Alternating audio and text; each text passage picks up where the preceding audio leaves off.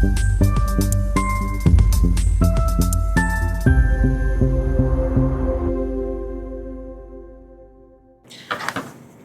मित्रांनो, तहान लागल्यावर विहीर खणणं चांगलं का आग लागल्यावर विहीर खणणं चांगलं? उत्तर आहे दोन्ही गोष्टी चांगल्या नाहीत, कारण तेव्हा विहीर खणली तर ना तहान भागते ना आग विझते. पण खऱ्या आयुष्यात व्यवहारात अनेकदा तहान लागल्यावर विहीर खणावी लागते, आग लागल्यावर विहीर खणावी लागते. आणि त्याचा प्रत्यय आज मोदी सरकारच्या एका क्रांतिकारी निर्णयातनं आलेला आहे. अर्थात हे थोडंसं आग लागल्यावर विहीर खणण्यासारखं आहे. आग लागल्यावर विहीर खणण्यासारखं अशासाठी आहे कारण जेव्हा नितीन गडकरी महाराष्ट्र भाजपाचे अध्यक्ष, प्रदेशाध्यक्ष होते, तेव्हापासनं ते त्या कोळशाचा गॅस करणार आणि त्या कोळशाचा गॅस करून तो बाहेर काढणार याचे नुसखे आपल्या कार्यकर्त्यांना देत होते. पण ना ते भाजपाचं सरकार करू शकलं, ना स्वतः नितीन गडकरी करू शकले.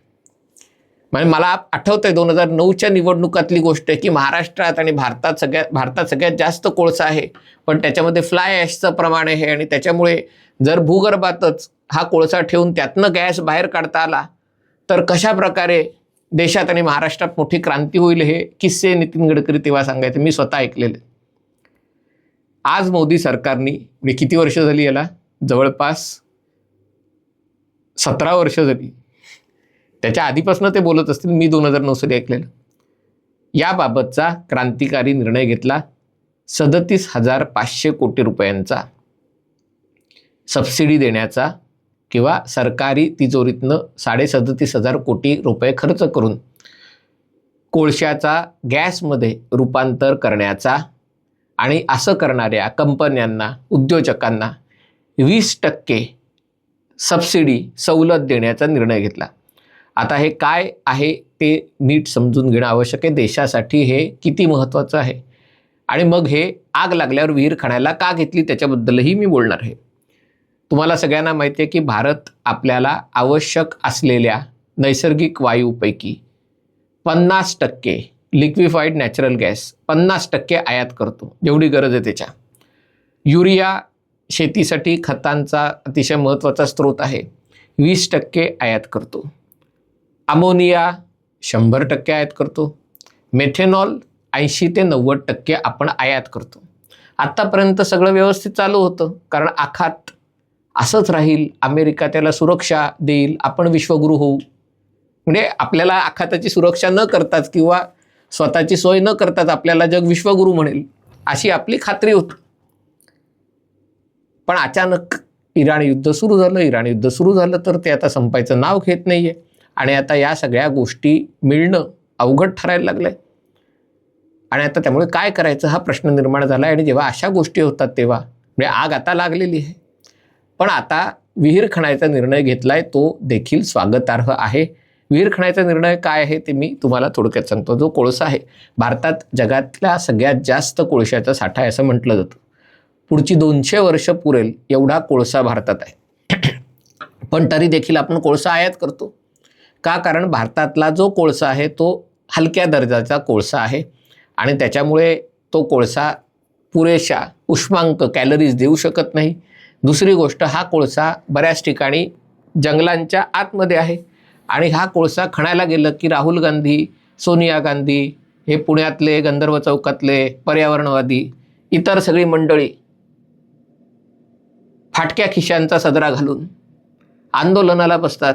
जल जंगल जमीन, मा माटी मानुष वगैरे असं सगळं करून. आणि आपल्यासारखे मध्यमवर्गीय लोक, नाही नाही हे असताच कामा नये, कोळशावर वीज बनवताच कामा नये, सौर ऊर्जा वापरा. म्हणजे ठोकायला काय जातंय? आपल्याला कुठे माहिती असतं की कोळशाने किती वीज बनते आणि सौर ऊर्जा, घरावर सौर ऊर्जा लावा. म्हणजे सल्ला द्यायला काय लागतंय? पण त्याची कपॅसिटी किती, देशाची विजेची मागणी किती, घराच्या छपरावर सोलर पॅनल लावून किती वीज तयार होऊ शकते, हे आता आपल्याशी संबंध नसतो ना, पत्रकारांचा संबंध असतो. आणि त्यामुळे अशा गोष्टींना व्यवहारात देशाची आवश्यकता असूनही विरोध होतो.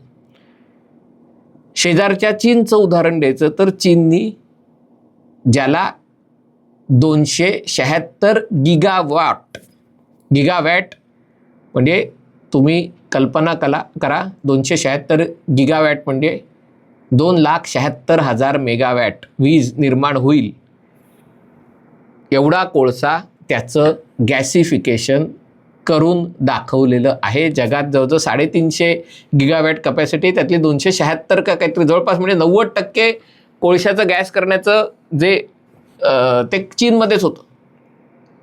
भारतात आज जे मोदी सरकारने घोषित केलेलं आहे 2030 सालापर्यंत आहे, हे करायचं आहे आणि त्याच्यातनं किती आहे 7.5 कोटी टन. म्हणजे बघा चीननी किती करून टाकलंय 276 कोटी टन. आपण उद्दिष्ट ठेवलंय 7.5 कोटी टन, म्हणजे चीनच्या असं 5% जेमतेम 5% पण आहे की नाही 3%.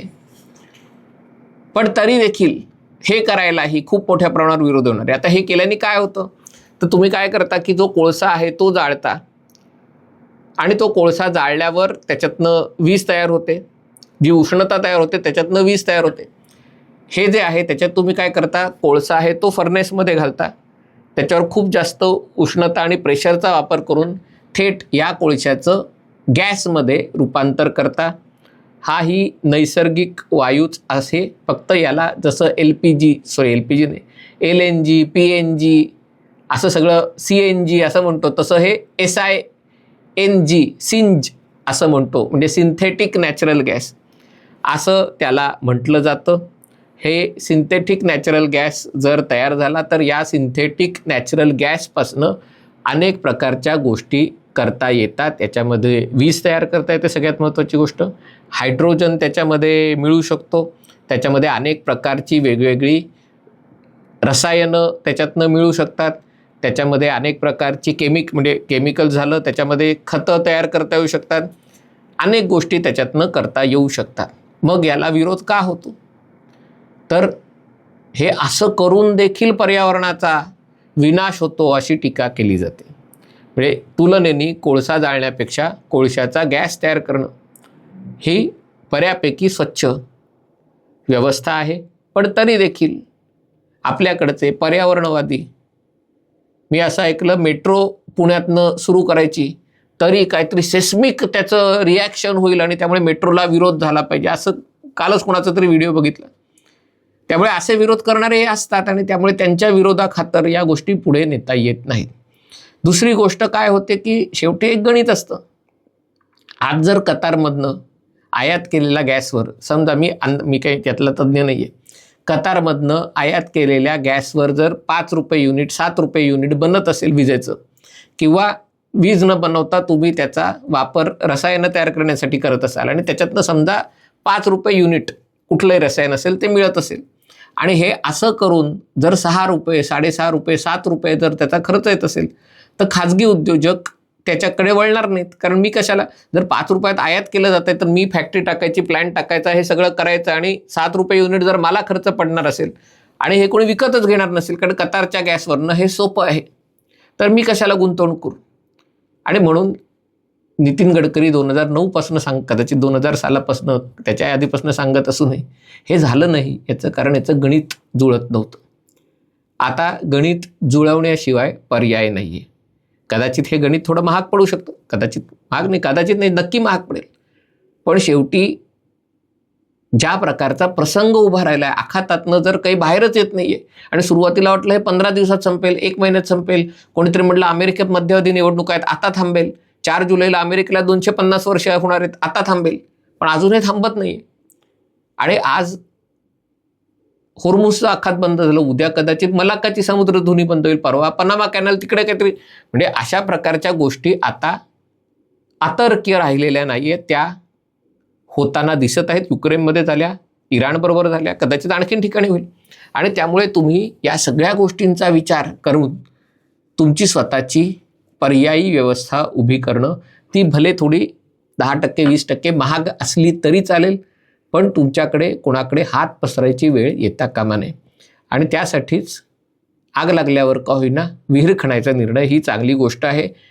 कारण बघा, मोदींनी आवाहन केलं की हे कमी वापरा, पेट्रोल डिझेल कमी वापरा, परदेशात जाऊ नका, दौरे गाड्यांची संख्या कमी करा.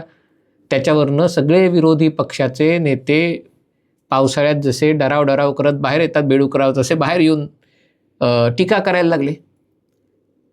आता हा निर्णय घेतलाय, आता याला विरोध करायला जेव्हा पर्यावरणवादी रस्त्यावर उतरतील की नकोय आम्हाला वीज, आम्ही राहू उन्हाळ्यात 35 डिग्री तापमान, पुण्यात 44 डिग्री टेम्परेचर, राहू आम्ही विजेशिवाय, यांचे सगळ्यांचे AC मध्ये असतंय ना की हे काही स्वतःला तोशिष पडून देत नाहीत ती गोष्ट वेगळी.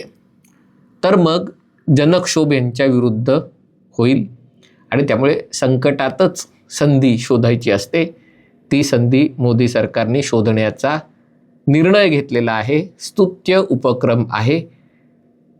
या योजनेच्या अंतर्गत तुम्ही जशी म्हणजे जी कंपनी, जी खाजगी उद्योग, सरकारी उद्योग याच्यात गुंतवणूक करेल त्याला जी प्लांट अँड मशिनरी लागणार आहे त्या प्लांट अँड मशिनरीच्या 20% सवलत मिळणार आहे. ती सवलत 4 टप्प्यात मिळणार आहे. सुरुवातीला 5,000 कोटी, मग आणखीन, मग 9,000 कोटी, मग 12,000 कोटी, असं एक एक टप्पा तुम्ही पूर्ण कराल तसे तुम्हाला पैसे मिळणार आहेत. अतिशय स्वागतार्ह आहे. परंतु लक्षात ठेवण्याची गोष्ट ही आहे की चीननी खूप मोठी मजल मारलेली आहे. जसे म्हणलं की 276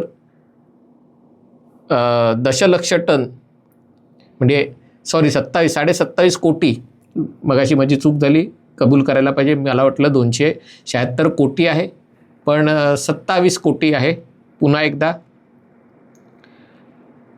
पण एवढं मोठं म्हणजे आपण आत्ता 7.5 कोटीचा उद्दिष्ट ठेवून चाललोय, ते भविष्यात आणखीन 4 पट वाढवायची आपल्याला संधी आहे. पुन्हा एकदा 3% नाही आहे, चीनच्या आपण 25% क्षमता आपण उभी करतोय. पण असं मोठं उद्दिष्ट ठेवून आपल्याला पुढे जायचं आहे. हा व्हिडिओ आपल्याला आवडला असेल तर कृपया लाईक करा, शेअर करा आणि चॅनल सबस्क्राईब करण्याची विनंती आहे. तुर्तास इथेच थांबतो. पाहत रहा MH48.